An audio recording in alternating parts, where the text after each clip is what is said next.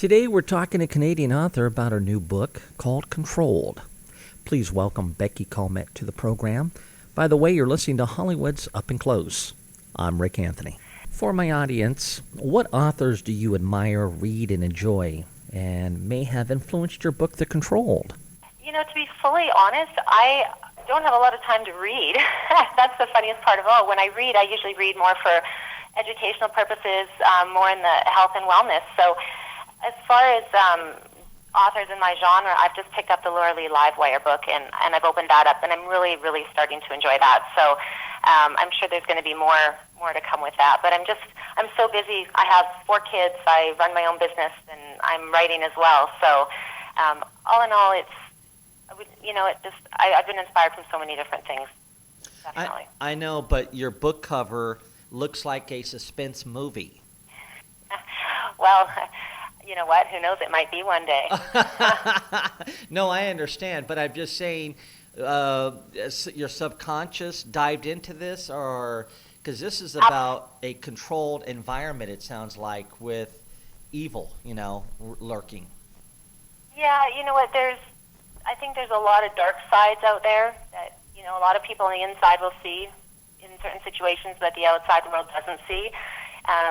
So, being a life and fitness coach and dealing with a lot of different things in life and not necessarily situations I've dealt with, but just seeing things that other people have dealt with. And I took all those together and created this storyline, and it was something that maybe not the actual, the plot of the story isn't what they have dealt with in their life, but the emotions that they deal with are similar. So it's just an amalgamation of so many things. But yeah, there's a dark side to a lot of things out there. Oh, absolutely. For my audience, can you explain The Controlled? Absolutely. The Controlled is about a woman named Sarah. She's a business owner, a mom, fitness trainer, and like everybody else, she just has, this perfect vision, this dream, this plan for life to be so good. And she marries the ever so charming Alex, and the father of her kids, and she appears to have the most beautiful life. And behind closed doors, there's that dark side to Alex, and it just destroys the love that she has for him over time. And she has her children, and she's financially unable to leave the situation, and so she knows she has to dig deep and make changes. And it just, she just seems to be getting backed into corner after corner after corner, and his cruelty just destroys everything. She really, really focuses on her career. She tries to get it all together, and she has high hopes when a gentleman, Gabe Benoit, enters her life, and he has promise of a better future, and he's going to help her. And from there, she just gets swept into a world. There's blackmail, manipulation, violence, sexual domination, and no matter which way she turns, it just seems like she's backed up again. So she really, really has to dig deep, and when she finally, does see that promise of that better future, she has to use every ounce of her strength and work her way through the cobweb of lies and on her journey to independence. That's pretty intense. That's pretty intense. You could say that. Who are your readers, and do you think what age group, mostly women or men, that will read this? I've actually, from the people that have read it already, everybody seems to be enjoying it, which is great. I know not every book is for everybody. But I think with this one, because it touches so many different issues in life, it's grippy and it's intense. It has an amalgamation of erotica, romance, drama. It's suspenseful. It's a thriller. It caters to a really, really big demographic. It doesn't, it's for the mature reader, so, I would say, mid-20s and up, but I don't really think I can say who it would appeal to more. I've had some guys read it that have just loved it, and they're like, when is the sequel coming out? And, the response has been great, so for me to pinpoint who exactly it would be more for, that's a tough one. We'll have to see down the road. All right. Do you plan more books like The Controlled? And you talked about a sequel. Are you working on that? I am. I'm actually working on the sequel right now. So I'll finish up with this one, and definitely there's going to be more writing. I've found another passion. I just love it. It's a great escape, too. It's a great way to even, express your own emotion through your writing and certain things you've dealt with. And I really had to dive into this book emotionally. I knew that writing this, I would have to really put my heart and soul into it and just kind of get my emotional, like how would I feel if I was in that situation? Because in order to, I want to be able to bring the reader into that, and so I had to put myself right into it. So, there's going to be more, and the sequel is awesome. I'm loving it. It's great. I'm looking at myself. I think I'm more excited than when I did The Control, because it's a continuation. So I see the characters evolve, and to me, they're real people. It's amazing that they're all real people in my life, as far as when the writing goes. Just how would they feel, what would they do. But when it's done, I still might do that health and wellness one, totally other end of the spectrum. But definitely, there's going to be more. All right, thank you. I'm telling you, that book cover, it was well shot. I don't know what the second one's going to look like, but good storytelling. Thank you. Yes, all right. I'm excited. It's exciting. All right. Well, let's talk about this a little more deeper, if you don't mind. Do you think that Control would make a good movie? And if so, why? Absolutely. I think it would make a fabulous movie. The storyline is really, really unique, and because it touches on actual emotions and situations that I know some people have encountered in life, I think that can really pull the audience in. And because it has a little bit of that erotica, that romance, that drama, that suspense, like we were talking about, who does it cater to? It draws so many people in. There's so much action in it. Every time you just think you know what's going to happen, it catapults in a different direction. So I think all in all, that will make a really good suspenseful movie. And it is, that's my plan, is to eventually take it from softcover, all the paperback, all the way over to the big screen. So who knows? We might be seeing it on there in a few years. Now, do you have any thoughts who would make good characters for this? You say that. I've been thinking and looking, and that's a tough one. That's a real tough one. I have, a few little thoughts jumping back and forth in my mind, but creating the characters, looking who's out there, it's almost like you need somebody fresh and new, a face that really, honestly, probably isn't known to many. Somebody new and up and coming, just because it's such a strong character role for a few of the characters.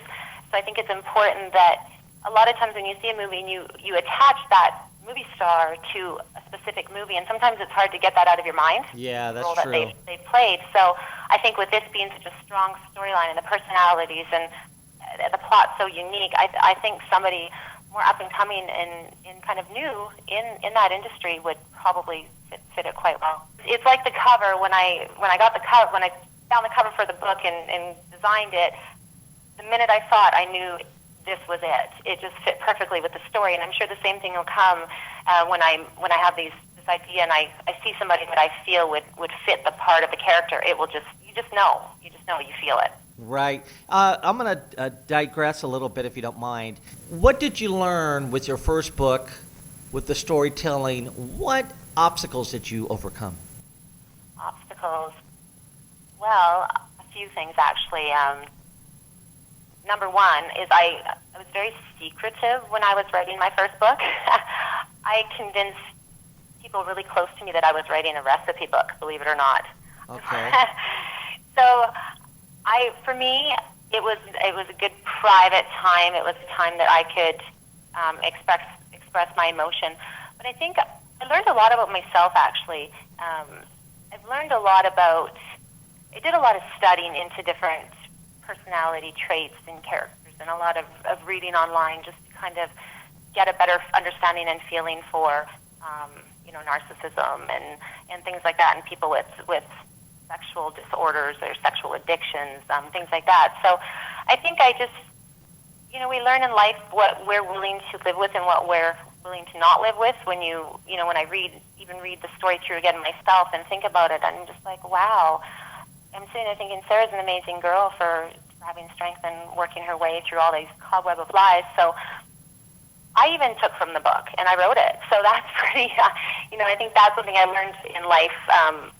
Things that I want to do to help motivate others and help other people, and just a lot of different things. There's so many things. I learned that whenever you put your mind to something, you can do it. And I try to teach my kids that every day and tell them, if you can do whatever you put your mind to and you really want to do it, it's hard work, but I wanted to write a book and I did, and here it is. So just a lot of different things, just little things. Now, is it easier to write the second book because the first book was you didn't know where that was going?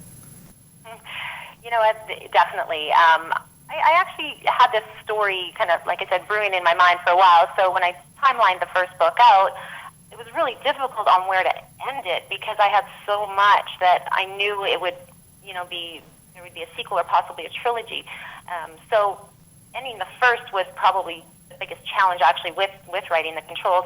The second one now, it's definitely easier because I had so much of the storyline that I either took out of in edits and didn't include, and that I'm going to be including in the second. So timelining it out was a lot of fun. And when I kind of got to the end and how I was going to end it, I actually got really emotional myself, and I'm just like, yay, So definitely, I think the second one for myself is easier. I know I hear authors say that they can get hung up, and I'm very fortunate that I haven't had that with The Controlled or with the sequel so far. Oh, well, thank you so much for explaining that. That was nice. I think a lot of people I've interviewed in the past, they always say that. They say the first book was great, but the second book came a lot faster because it was already in my mind, So, yeah. For my readers, Definitely. yeah, thank you. Where can a lot of my readers pick up your book, and do you have a website? I do. It's thecontrolledbook.com, and on there is Facebook and Twitter links as well, and great book trailers, so you can hit that website and check out the book trailer as well. And it's available on Amazon, Barnes & Noble, and I'm up in Canada, so for Canadian listeners, Chapters Indigo as well, which is awesome. And it's going to be going live on ebooks here in about 2 weeks. We're looking for the ebook is going to be $6.99. Oh. And the paperback in U.S. is $15.95. How many pages? 284. Is the second one going to be a little bit more?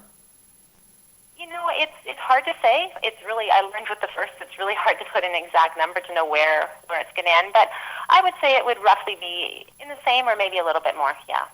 Well, that was author Becky Komant on the program. The book is called Controlled. Becky, thank you for being on the program. I enjoyed. Well, that is all the time we have today. You've been listening to Hollywood's Up and Close.